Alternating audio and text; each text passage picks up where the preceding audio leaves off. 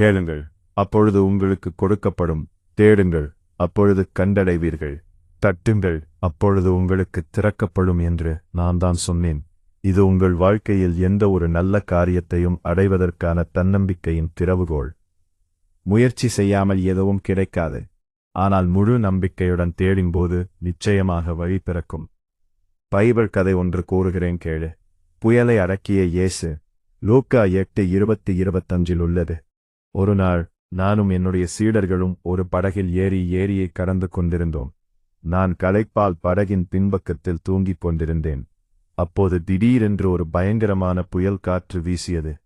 அலைகள் படகிற்குள் மோதி படகு நிரம்பத் தொடங்கியது.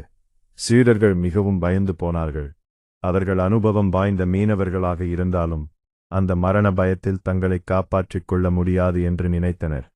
அவர்கள் என் அருகே வந்து என்னை எழுப்பி, ஆண்டவரே, எங்களை காப்பாற்றும், நாங்கள் சாகிறோம் என்று அலறினார்கள். நான் எழுந்து காற்றையும் அலைகளையும் பார்த்து, இறையாதே, அடங்கு என்று கட்டளையிட்டேன். உடனே காற்று நின்று கடல் முற்றிலும் அமைதியானது. பிறகு நான் என் சீடர்களை நோக்கி, உங்கள் விசுவாசம் எங்கே என்று கேட்டேன். இந்த கதை நாம் வாழ்க்கையில் எதிர்கொள்ளும் புயல்களையும் பயங்களையும் பற்றியது. நான் படகில் இருந்தாலும் சீடர்கள் பயந்தனர்.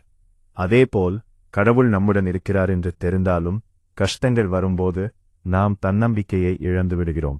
உங்கள் வாழ்க்கையில் எத்தகைய பெரிய பிரச்சனை வந்தாலும் அதை கண்டு பயப்படாமல், உங்களை விட பெரிய ஒரு சக்தி உங்களை காக்கிறது என்ற விசுவாசத்துடன் தன்னம்பிக்கையுடன் இருங்கள். பயம் விசுவாசத்தை கொல்லும், ஆனால் விசுவாசம் பயத்தை துரத்தும்.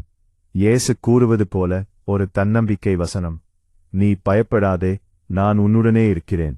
திகையாதே, நான் உன் தேவன். நான் உன்னை பலப்படுத்தி உனக்கு சகாயம் பண்ணுவேன். ஏசாயா 45:10.